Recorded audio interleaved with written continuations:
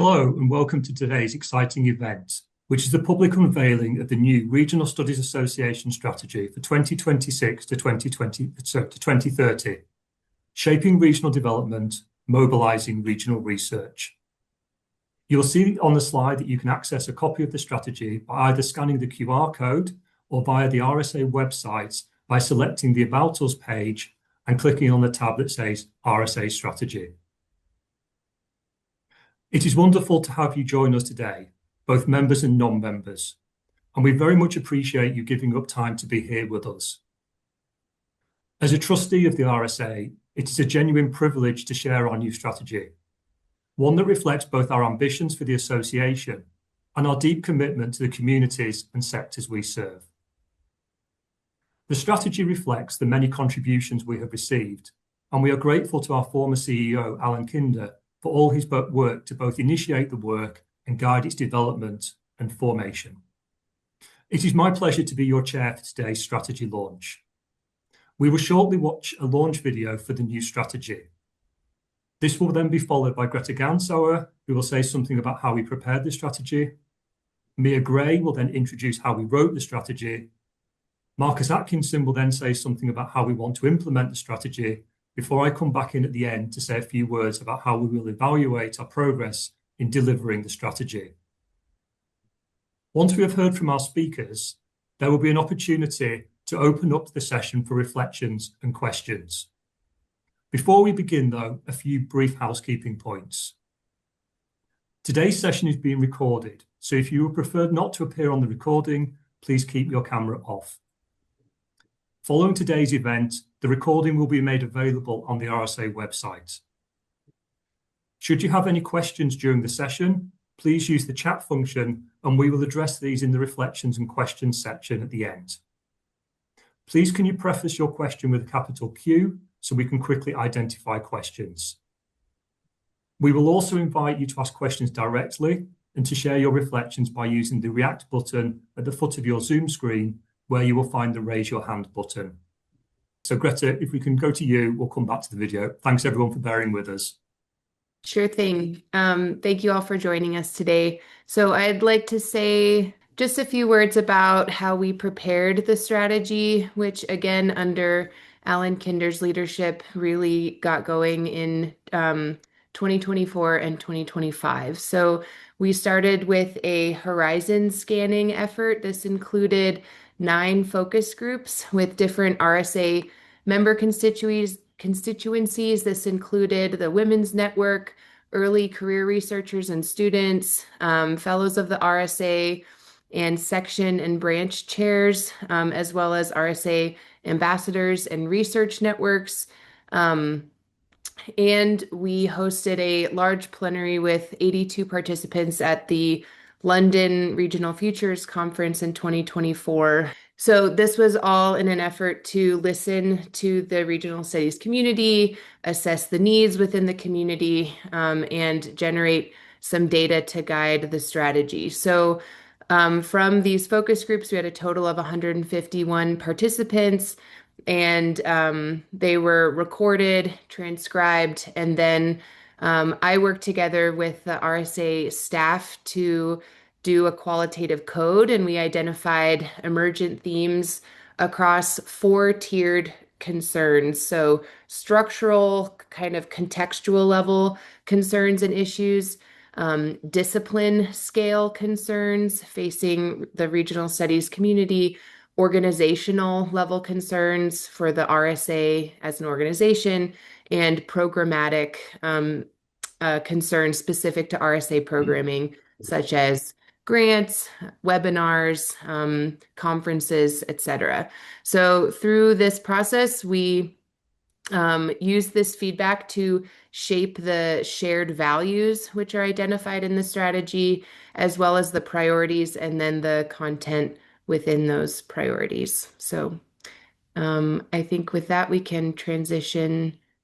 So as Greta was saying, it has been a long process, and we really wanted to listen and be able to kind of reflect this in the strategy itself. So the strategy is online. It's a very rich document, a lot in there. So I hope you all have a chance to have a look at that.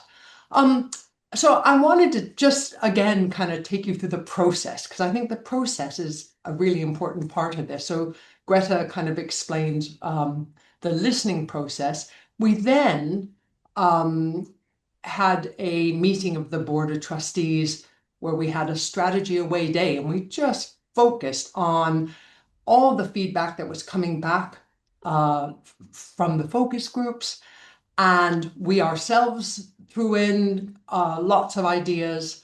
There was a lot of discussion throughout the day, a lot of debate about what our core goals and values are that would underline our strategy. We then started writing it, and of course had many kind of iterations and refinements.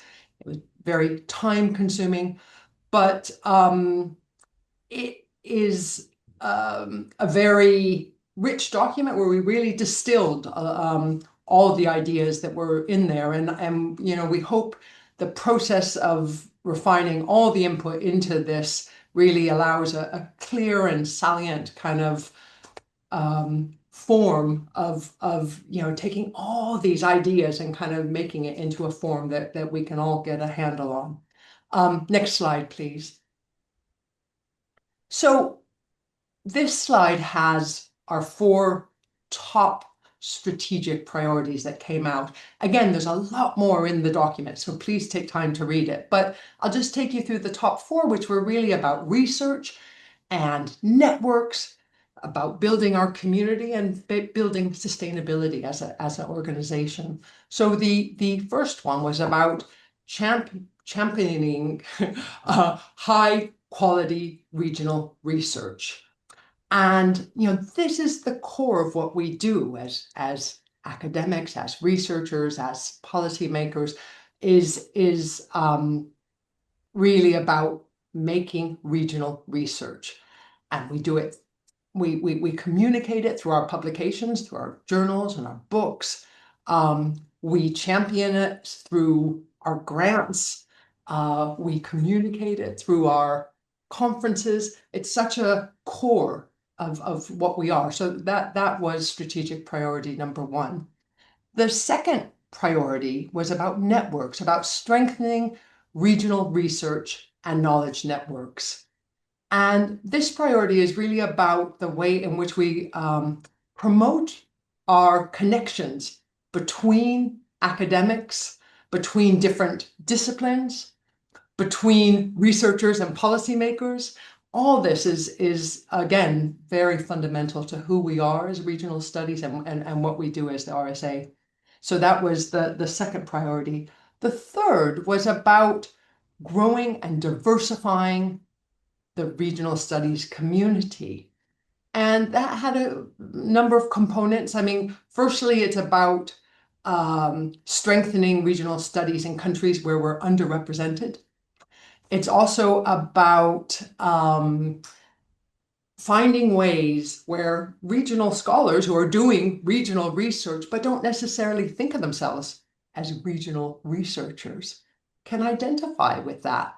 And so creating a lens through which people can see what they're doing as regional research. So we felt that that was very much also at the core of what the RSA should be doing.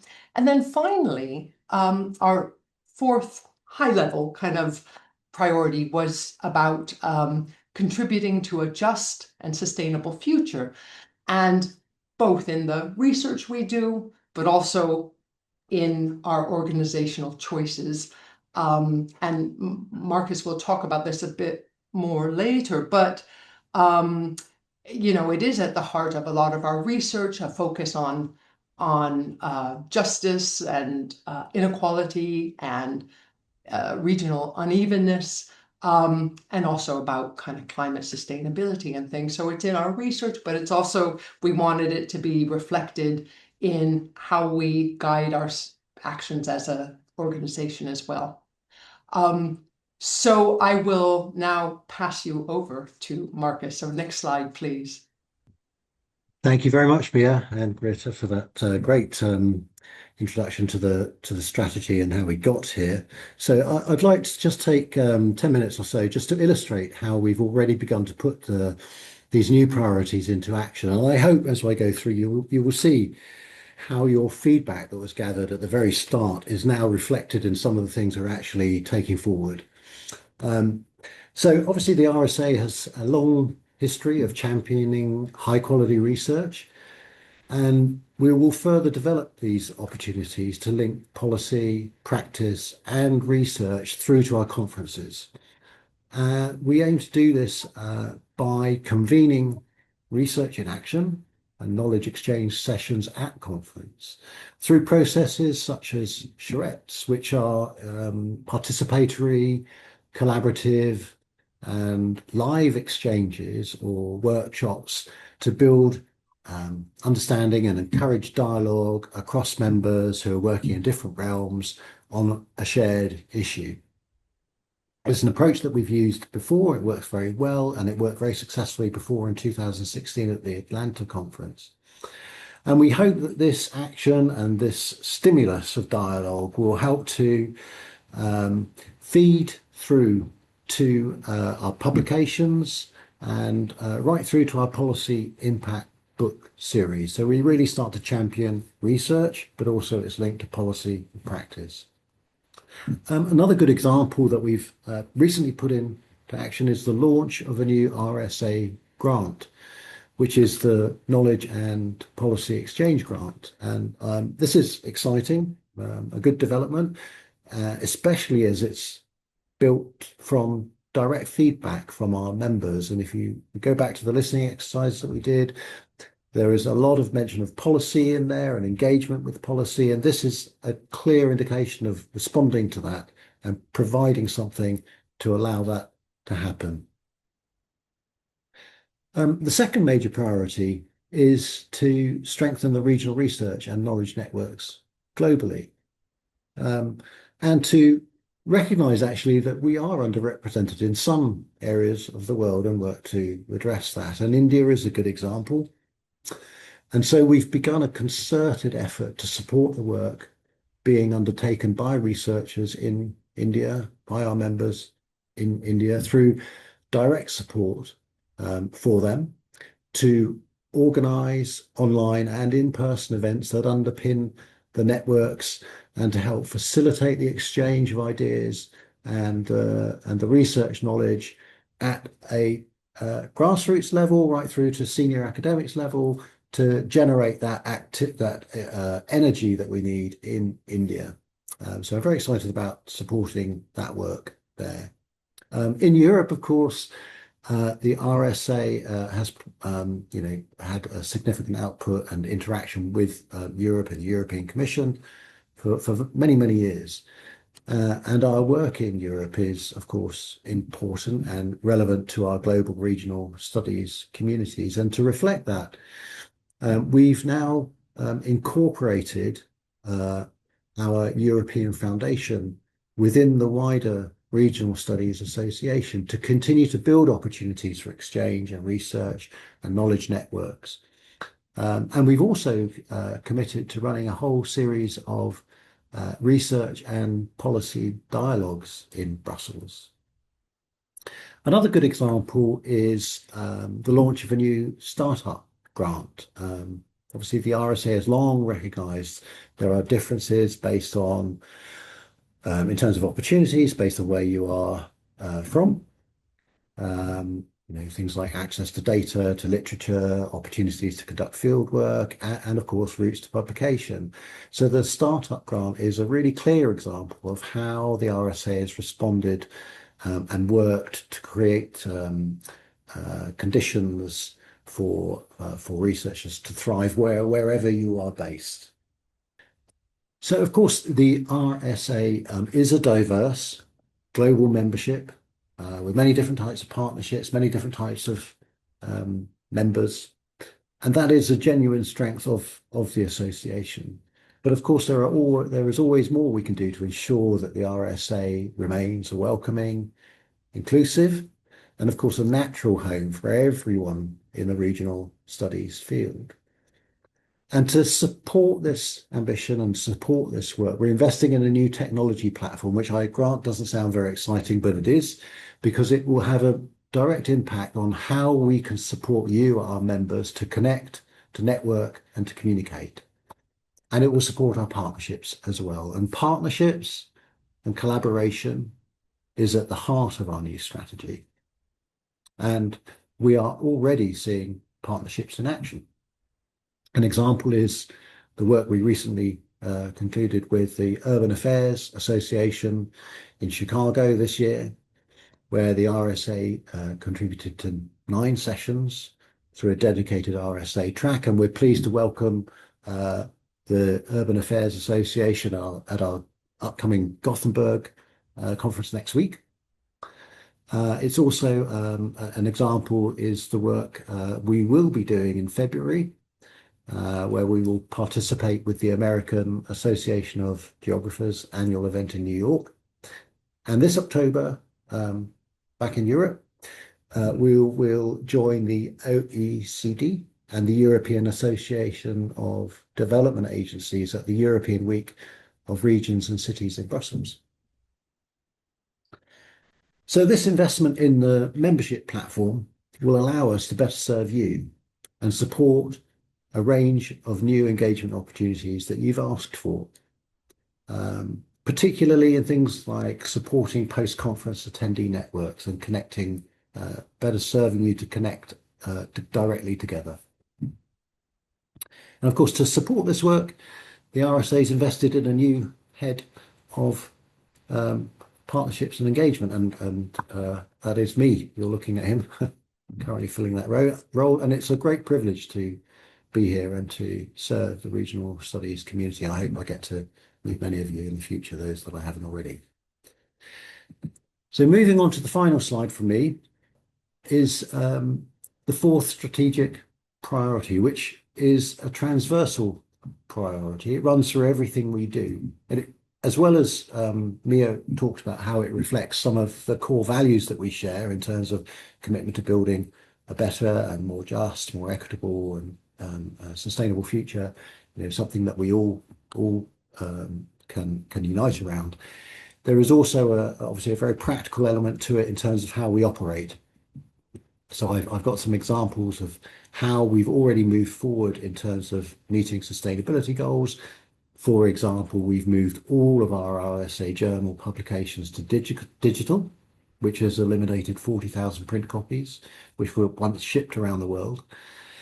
And we've made selected journals open access and transformed the policy impact book series into a free e-publication to provide, direct, unrestricted access to really high quality research and really high quality policy documents. It also means activity that facilitates networks, such as the Women's Network Initiative, and it means moving to remove barriers to participation and supporting the next generation through things like the PhD summer school and the PhD plenary session opportunities at conference, and by bringing early career researchers, emerging career researchers onto our journal editorial committees and providing those really meaningful opportunities. And of course, our territorial networks, one of the great strengths of the Regional Studies Association, and we will continue to support these communities around the world to organise and lead your own events and link your research to policy and practice in your regions and your contexts. And that's a very, very fundamental part of what we want to achieve with this strategy. So just to conclude on this point, the priority isn't a standalone commitment. It's a thread that runs through all the others. And I hope by quickly running over these 4 priorities and providing some examples, you can see how we've taken some of your feedback and started to build real actions that are meaningful to you. So thank you very much. I'll now hand back to John. Next slide. Thank you very much, Marcus, and also Greta and Mia for your contributions. Now, I've been given the promise that the video looks like it will work, so you've just got a couple more minutes, and then we'll transition to that. So I'm just going to come back in here at the end to talk about evaluation. So you heard at the start of this launch event that the strategy was created through wide consultation and a generous contribution of ideas and refinements from across the RSA membership and beyond. We continue to remain open to receiving ideas and initiatives to realise the ambitions of the strategy. So the work to develop the strategy doesn't stop with its formal launch today. It is going to be a live document that belongs to all of us and is there to support the work of all our members. This is important because, as we all know, the RSA is its members and can't function without the membership. As a board, we will be evaluating our impact continuously. For instance, for the journals programme, some of the evaluation can be data-driven, so we can look at things like article usage as measured by article downloads from our publisher platform. We can look at research influence as indicated by metrics such as altmetrics, research impact as measured by impact factor and other measures, and achieving coverage in Scopus and Web of Science for finance and space, which is the RSA's newest journal. But more than this, evaluation will come from continual dialogue with you, our members and partners, as we look to ensure the day-to-day support we provide to our diverse regional studies community is delivering for you. Next slide, please. Now, I would say that this was all planned and that we were going to kind of put the video in here with a 6-minute video to give you time to kind of formulate questions and to put them into the chat. But as you know, technology failed us at the start. So what I will briefly say is just how we will take reflections and questions that you might have before we all have our fingers crossed that the video will play this time for us. So the session will shortly, after the video, open for feedback, reflection and questions that you may have, and we'll try and answer them today. You'll have the option to raise your hand using the React button at the bottom of your Zoom window, or you can use the chat window. Just as a reminder, if you are asking a question in the chat window, please can you start your question with a capital Q, and we will try and get to as many of the questions as possible. So without further ado, and a little bit later than advertised, I'm hoping we will be able to share with you the video that launches the strategy.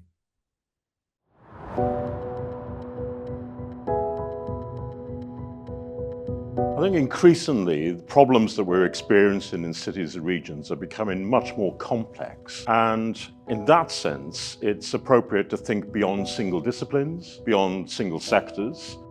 And I think that regional studies is much more capable than many other, let's say, social sciences to deal with these problems and the problems of the world today.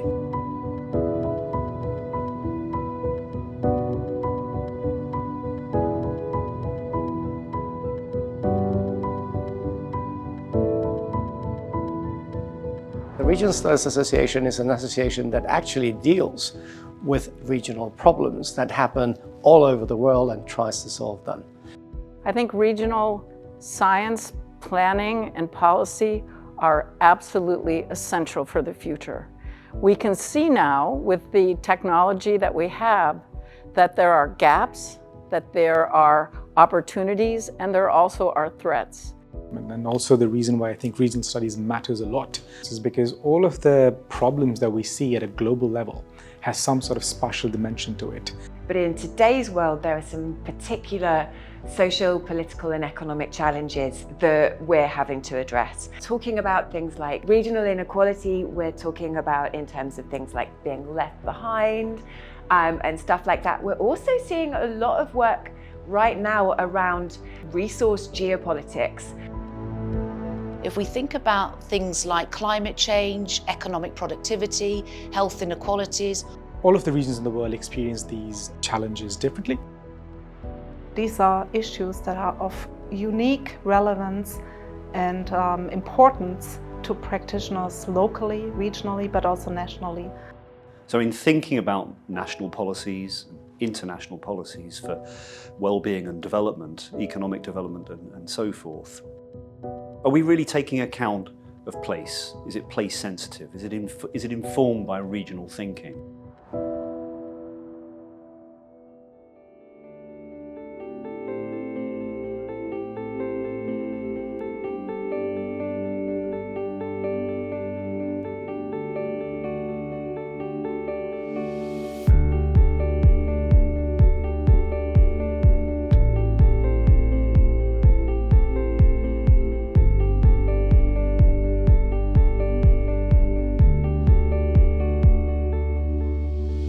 So I hope we've got a clear strategy, really clear about its objectives, its purposes, what we're setting out to do, and that gives us a framework really to work from.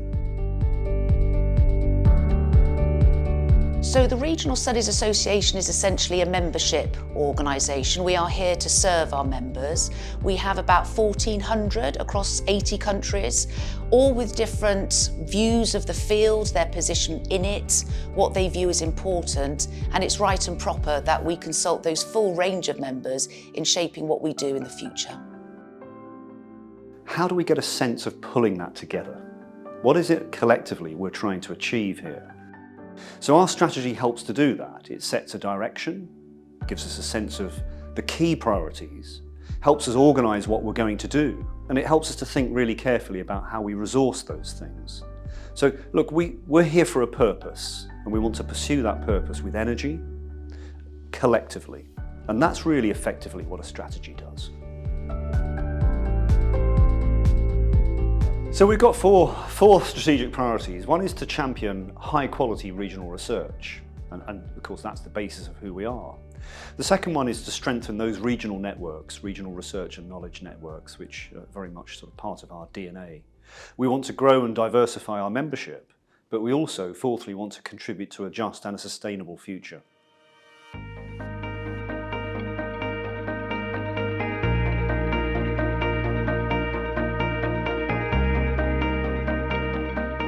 I think the RSA is a broad church. It's a vibrant community of lots of different disciplinary experts from nations all over the world. That gives it its strength. I think the Regional Studies Association is unique and valuable because we are very diverse. We include scholars from the global north and the south, and we study issues that are of high relevance to practitioners.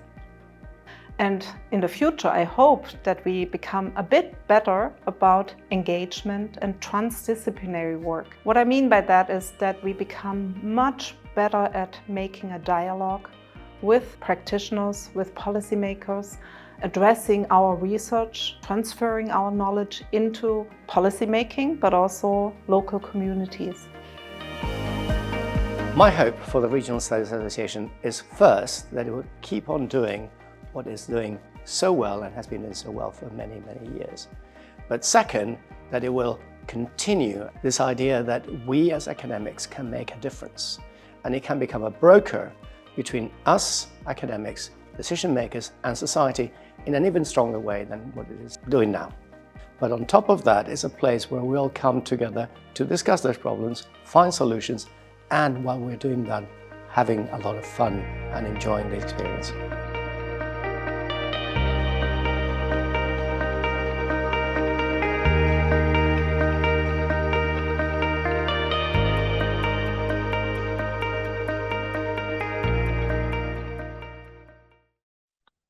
Many thanks, Alex, and I'm sure you'll all agree it was worth the wait. Now, at this point in the event today, it's now your turn. So you've heard from several of us who were involved in the work to produce the new RSA strategy. So we've got approximately 25 minutes for you if you have any questions about the strategy, if you've got any reflections. There's two options, as we said at the start. So one is that you can raise your hand by using the React menu at the bottom of your Zoom window, or you can write your question in the chat box, prefaced with a capital Q, and I'll try and pick those up as we go. So, Carlos, you were the first one there straight away with an enthusiastic question. So if you can just unmute and ask your question. If it's directed at one of the speakers in particular, please notify that.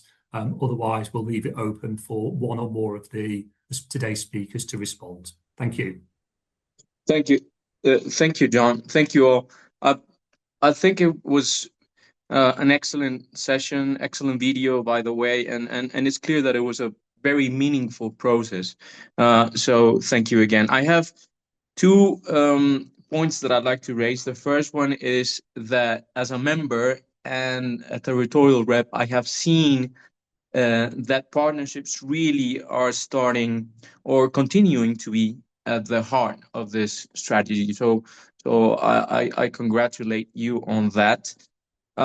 So potentially for Marcus, I mean, to what extent are we looking at the possibility of expanding partnerships in the wider Latin American region, not necessarily in a country-to-country basis, but more particularly with the larger institutions? You mentioned some institutions elsewhere, Marcus. So I wonder if we're thinking also about, the CAF Bank in Latin America, the IDB, an institution like those, to which, by the way, I would be glad to help you in building and strengthening those regional partnerships. And secondly, I wonder if we're also thinking, John and all, about how to, I guess, increasing and improving our research dissemination and communications engagement with the very early career scholars around the world. I think, I'm looking precisely about the different ways in which these early career scholars are communicating and engaging with their applied research and traditional research. They're using very different tools nowadays. So I wonder if we're also looking into that. And once again, thank you very much for this presentation and for the invitation. Thank you very much, Carlos. So firstly, Marcus, could you maybe respond to the first question, and then I'll go around Greta and Mia, and I might respond to the second part. Great, thank you. Thanks for the question, Carlos. Yes, partnerships and that collaborative element is really central to the strategy, and we are a small team in the office, so we are very much dependent on our territorial networks to make those connections with us to those important actors and organisations where you're based, the ones that you advise that you want to work with, that you want to get involved with, that you want to have dialogue with. And part of the technology solution that we're bringing in will help support that. So yes, please bring us ideas. This is a start of the journey, really, and we need your ideas. We need your inspiration. We need your energy to make those connections. So yes, and that's for all regions around the world. And if I could just maybe comment briefly on the early scholars, that there is a lot of work in the pipeline. I haven't really talked about it. Greta maybe would like to come in on that as well. But the work we're doing in India is very much around that engagement with early scholars and creating the energy amongst that group of people to bring them together and network and to build a platform there to make themselves more visible. Thank you. Thank you, Marcus. So if I can just go to Greta, do you want to maybe respond on the early career, and then maybe Mia and I might just offer a couple of quick reflections as well. Sure. Yeah, thank you, Carlos. Good to see you. Thanks for joining. I'm seeing so many members and friends here joining today, so I love seeing this upswell of engagement and support for the association. Regarding early career and student support, yeah, I think this is a really good point, that students and ECRs are disseminating and sharing their research differently. So I'm wondering if you're thinking about social media platforms, perhaps. I don't want to punt, but Alex might be able to speak to that a little bit. There's been quite a lot and an ongoing conversation about RSA social media engagement, which platforms we should be active on, how we can engage across. I know there's been some discussion of Instagram, for example, which might be more popular with different generations of researchers. So I'm not fit to speak on the social media piece per se, but I will say this, Kirsten Schaefer at Utrecht and I continue to work on early career and student issues. Soon the student representative position on the board will be coming up for to be filled again. So yes, I'll say that for now, that we are in the process of getting that opened up so that we can have a student representative on the board again. And Kirsten continues to serve as the early career representative. We also host an early career conference, and we've been discussing having, and I believe this was in the slides, an early career summer school or we host and sponsor summer schools already, but adjoining that as a pre-conference to the annual conference so that early careers and students can build camaraderie and community in a supportive, safe environment before coming to the annual conference. So those are some of the initiatives that are underway. I would just, if I could jump in for a second as well. Yeah, thanks, Carlos. It's such an important question. And I think we do some wonderful things. Just even having a place on the board for a student rep is such an important thing. And they are a full member, like, you know, they're not just there to listen. Greta, is that how you also, that's a role you took on very early? But, you know, also, it's such an important thing to encourage young scholars to think of themselves as regional scholars. And I think that's where the early career conferences that we do and the summer schools, and if we're talking now about kind of expanding that, become really important as well. Because I have PhD students here in my department, which is geography, who think they're doing economic geography, but they don't see that regional component. It's only when I kind of say what you're doing is, you know, regional, that they kind of start to kind of think about that and look at it through a regional lens, even though that is what they were doing. So I think there's a lot of work to do with early scholars, and I think that has to be a continuous thing that we're always doing.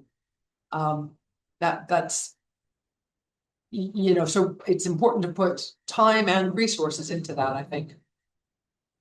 Yeah, thanks, Mia. And I just maybe follow on that. I think it's a broader thing that we've thought about as we've formulated the strategy, which is, if you look back over the last 10, 15 years, the association has gone through quite a big transition.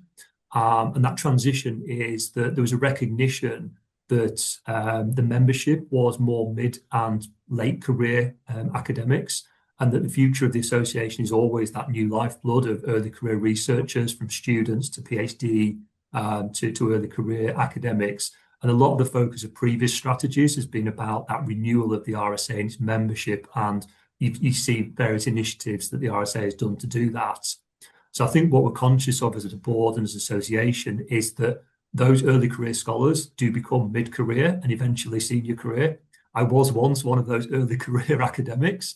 And we've got to think about how we support them as they transition through their kind of career, but also continuously renewing the membership and attracting members who we think we can support. Because as Mia explains, it's a really important formative time in people's careers, and helping them to shape that and support them, I think, is one of the big success stories, and one of the things I think I'm proudest of from my involvement, because I've both benefited from it. And I think many of us see the benefit and the need to pay that back. So thanks, Carlos. I think that was a really important couple of points that you made. So I can see that Femi and Ron have got their hands up. I'm just going to take the question from the chat, which is from Dave. So this is, I think, one for you, Marcus. So the question is, Dave's question is there a process/timeline to propose specific charrettes? Are you looking for them at specific meetings, conferences, etc., or would they be run independently? Thank you. They are currently, they're currently in the process of being developed. So I don't think we'll be ready for them at this conference next week. They aren't in the program, but from November and then the following year, we want to start building those in and create those dialogues and those kind of workshop elements to it. So anybody who wants to bring forward ideas for that and work with us on that, we'd be most welcome to talk and receive your ideas. Thank you. Yeah, thanks, Marcus, and thanks for the question, Dave. I would take that as one of, like, don't wait. So there will be opportunities that come that are led from the RSA, but if you've got an idea, I'm sure Marcus will be very willing to hear that. And I think it's important as we try and shape this, so people that are maybe interested, contributing and helping us to shape that to ensure that it lands and it works for our membership. So thank you. Femi, if you'd like to unmute and ask your question, please.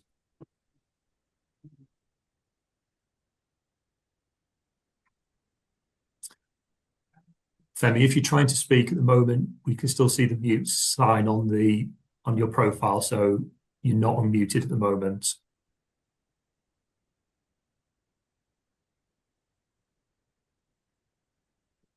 Okay, Femi, you've not come online to speak at the moment, so if you're just struggling to unmute, don't worry. Ron, can we come to you? We'll take your question, and then I'll try again with Femi.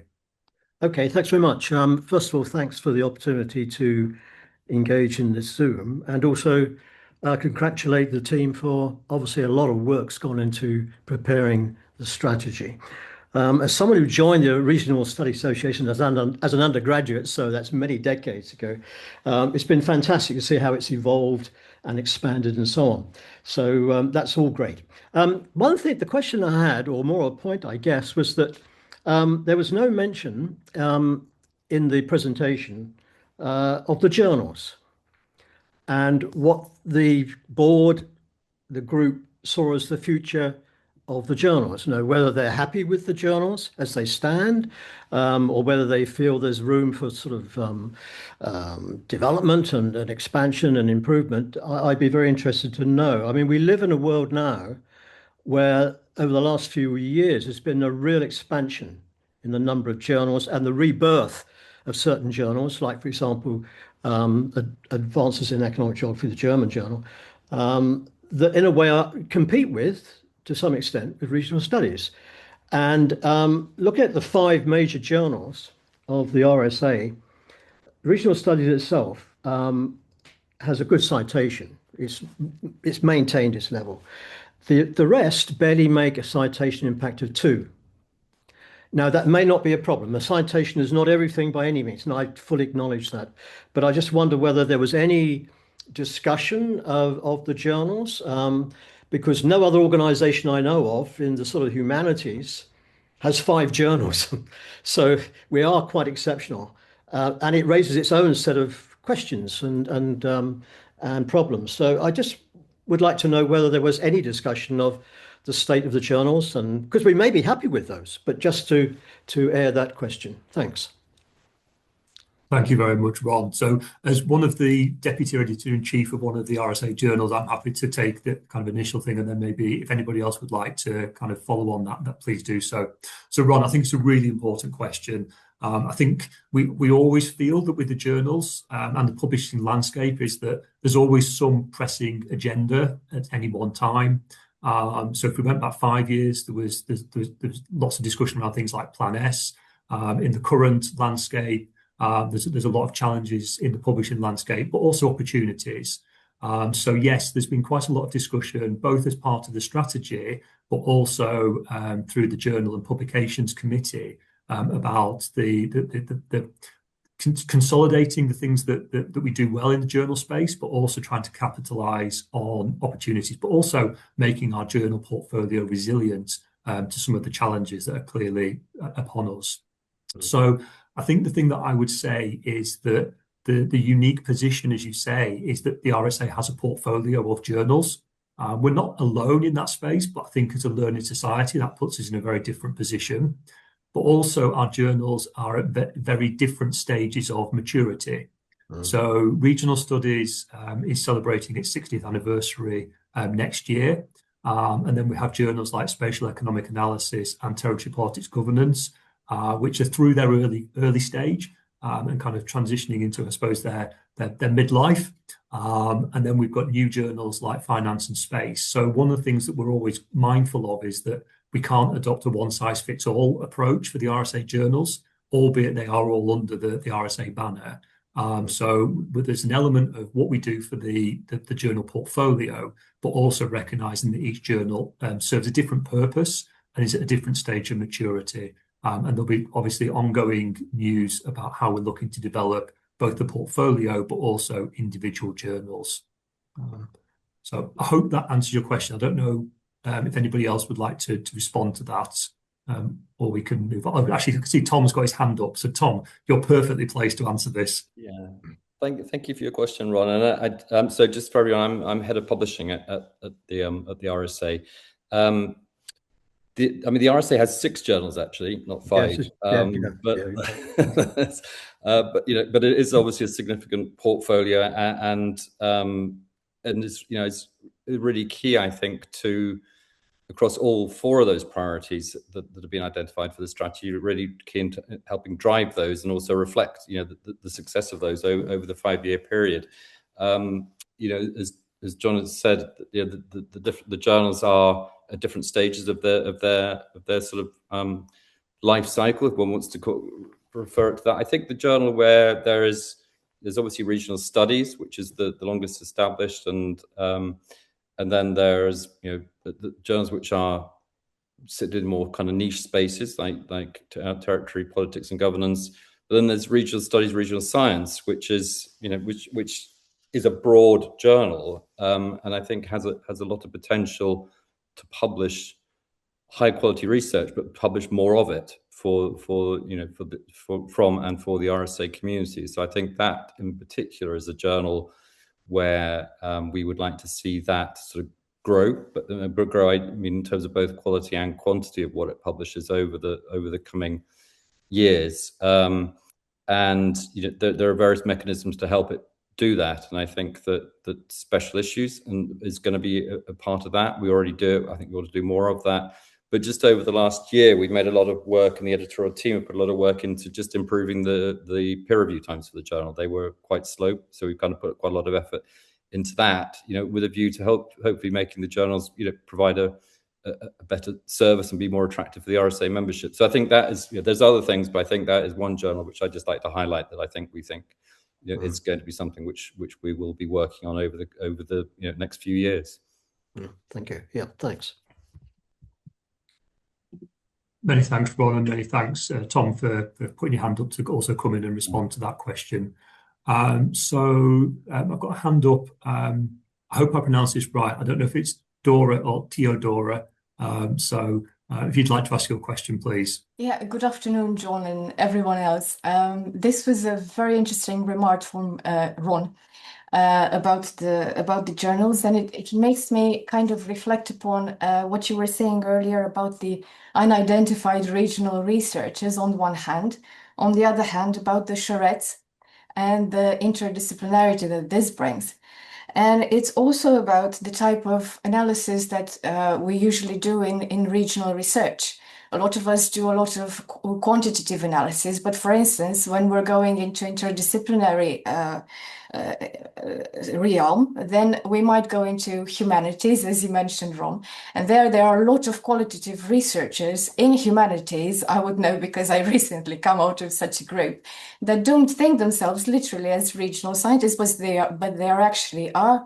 So it's also a question of, to what extent with all these journals, is there a space for more qualitative research as well? And that's a question that I'm also interested in. So thank you. Yeah, thank you. I think reflection that I would say is, like, obviously there's the RSA portfolio of journals, but there are also journals that our members and people who do regional research will publish in outside of the RSA portfolio. But if I focus on the RSA portfolio itself, qualitative research is very much welcomed, but it's more. It has a place more in certain journals.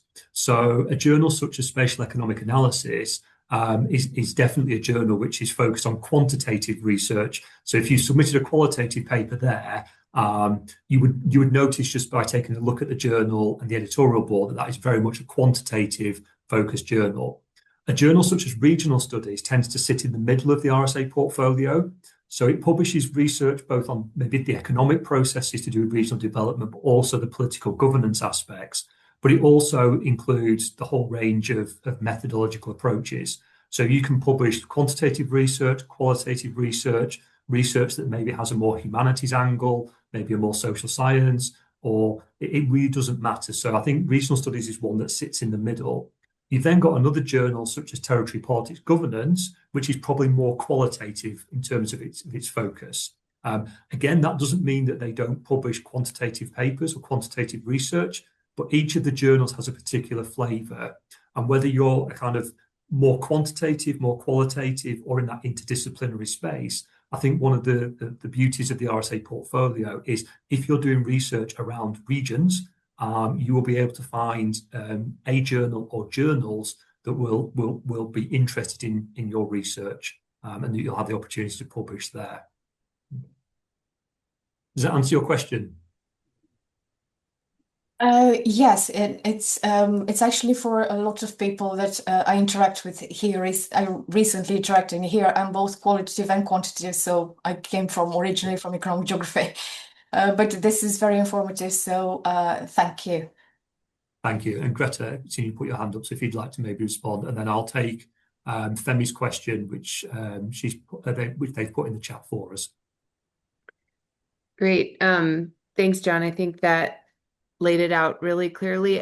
I'll also say that from the listening sessions and focus groups, a theme and value that emerged was the methodological diversity within regional studies, interdisciplinary tradition, and that was highly valued by the members and something that emerged as a strength of the association, that we are, well, a space that is welcoming to some real, I mean, yes, spatial economic analysis, regional science tradition, as well as qualitative and even more humanist approaches. So I think that's something within the identity of the Regional Studies Association, within the identity of this field, that we are really trying to maintain as a strength and carry forward in the strategy and also just in the culture of the association. Thanks, Greta. So I'm just going to read out Femi's question. So Femi's question was, what strategies can the RSA employ to strengthen its presence, membership and partnerships in underrepresented contexts, especially sub-Saharan Africa?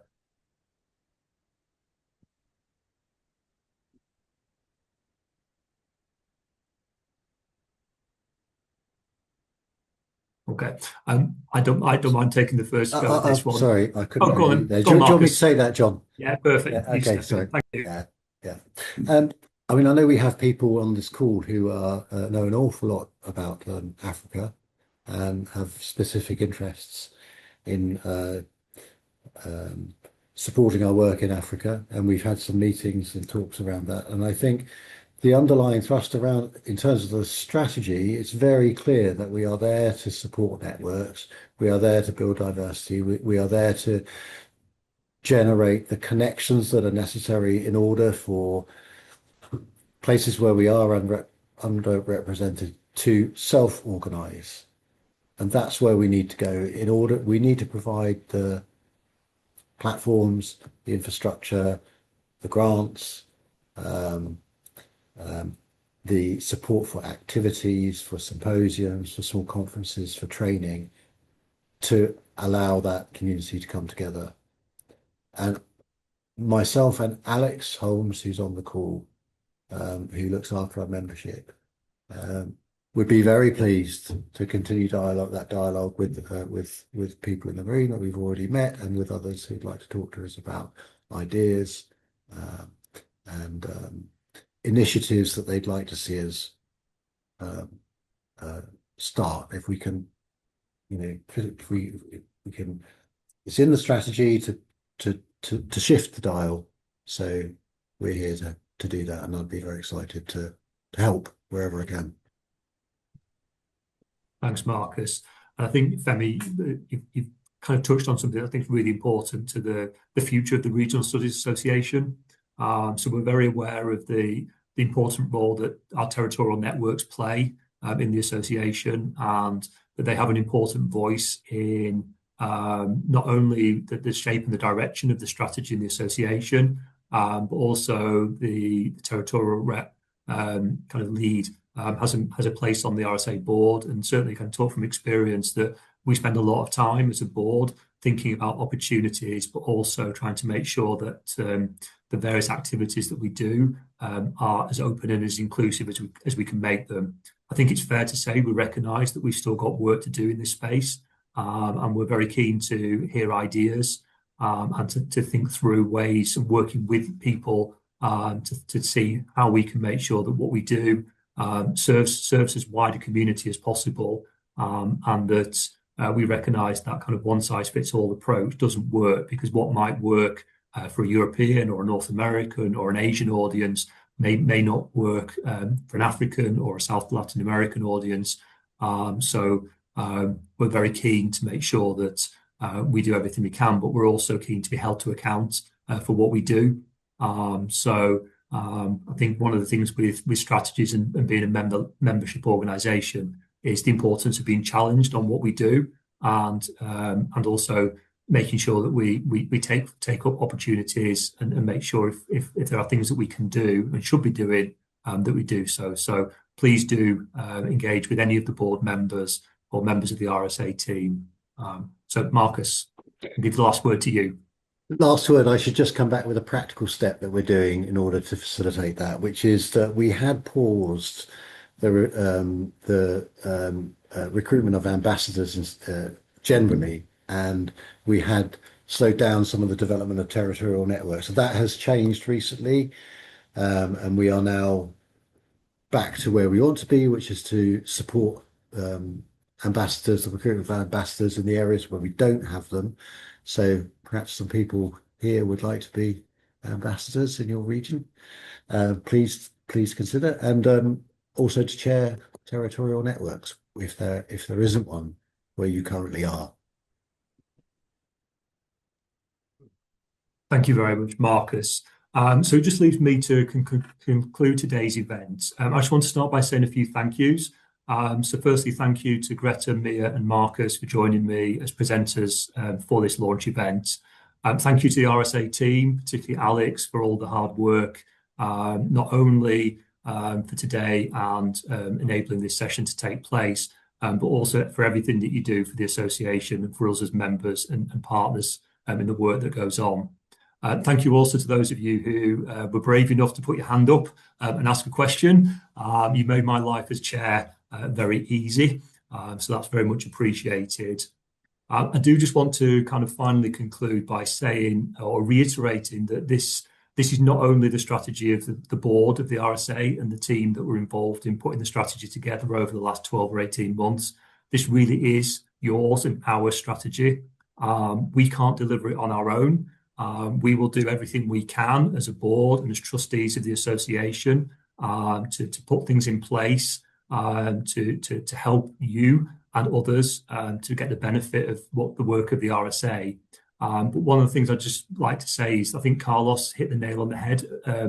And when Dave, you asked your question, the volunteering of ideas and also to work with us, because this really is a two-way process. The success of the strategy and looking back in 2 or 5 years' time, it really will live and breathe on not just the shoulders of a few people who've got leadership roles within the association, but on all of us.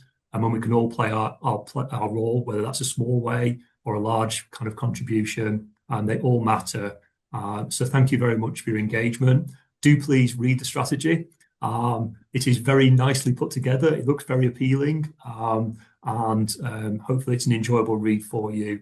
And we look forward to taking this forward with you. And in particular, if you've got ideas, please don't hold them to yourselves. We're always open to ideas because we really want this to work for you and for everyone, and for those people who haven't even met or know about the RSA at this point. So without further ado, thank you very much and enjoy the rest of your day.